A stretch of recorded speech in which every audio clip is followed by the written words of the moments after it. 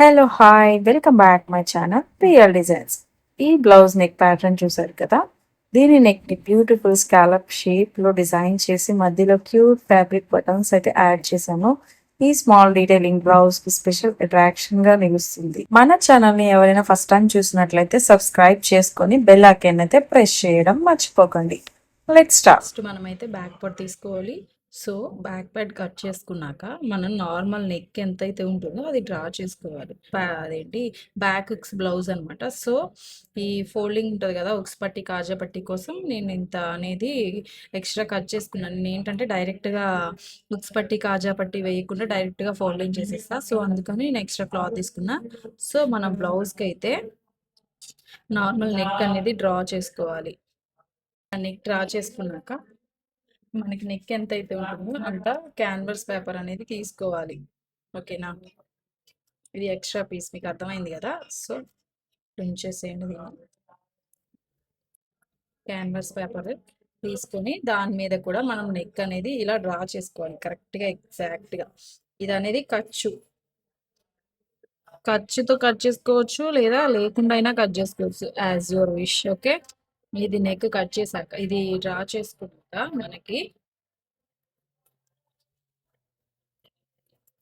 వీళ్ళకి నెక్ అనేది డెప్త్ వద్దని చెప్పారు. సో నేను తక్కువ ఇక్కడ కొంచెం ఇక్కడ నుంచి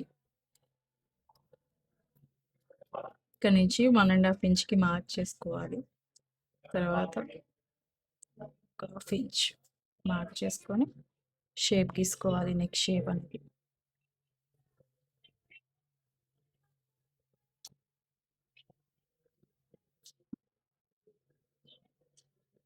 ఓకే,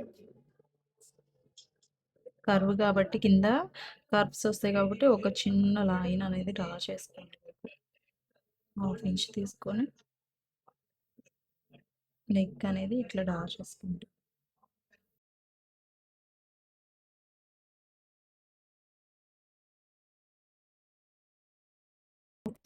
ఫ్రంట్ హుక్స్ వాళ్ళకైతే నార్మల్గా ఇలా క్యాన్వాస్ పేపర్ మీద ఇలా డ్రా చేసుకొని నెక్ డైరెక్ట్గా అటాచ్ చేసుకుంటే సరిపోతుంది. ఇది బ్యాక్ హుక్స్ కాబట్టి ఇలా ఎక్స్ట్రా అనేది తీసుకున్నాం. ఇప్పుడు దీన్ని లైనింగ్ మీద ఐరన్ చేసుకోవాలి.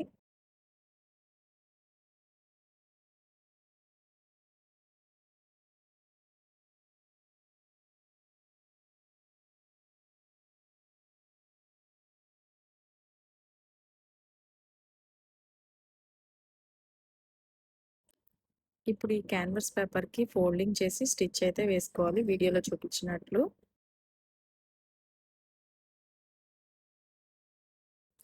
ఇంకొక పార్ట్ కూడా సేమ్ అలానే స్టిచ్ చేసుకోవాలి.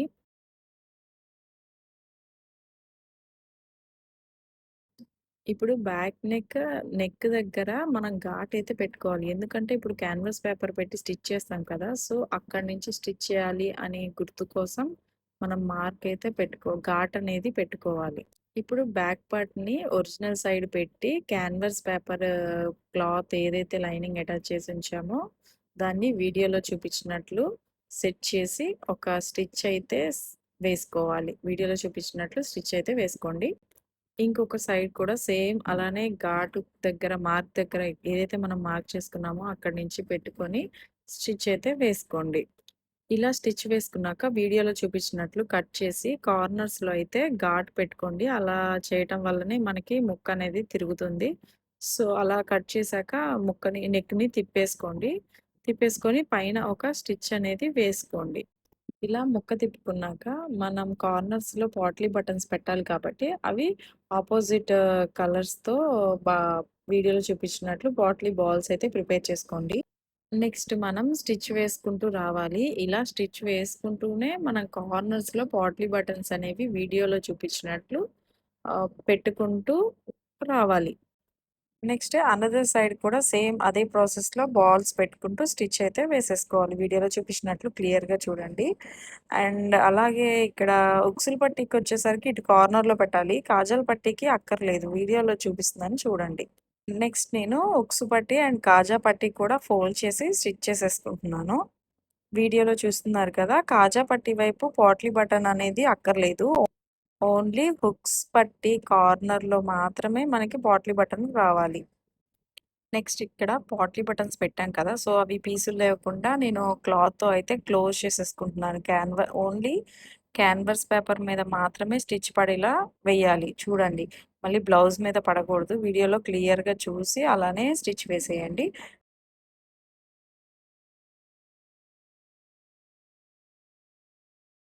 రిమైనింగ్ ఫ్యాబ్రిక్‌ని ఇలా వీడియోలో చూపించినట్లు కట్ చేసి క్యాన్వాస్ పేపర్ మీదనే స్టిచ్ వేసేయండి. చూసారు కదా! ఇలా అయితే ఉంటుందన్నమాట మనకి. బ్యాక్ సైడ్ తిప్పి చూపించాను చూడండి. ఇంక ఇక్కడ మనం క్యాన్వాస్ పేపర్‌కి హెమ్మింగ్ అయితే చేసేసుకోవాలి. ఇక్కడ నేను హుక్స్ పట్టీ అనేది వేసేసుకుంటున్నాను. ఆ హుక్స్ పట్టీకి మాత్రమే కార్నర్‌లో పోట్లీ బటన్ రావాలి.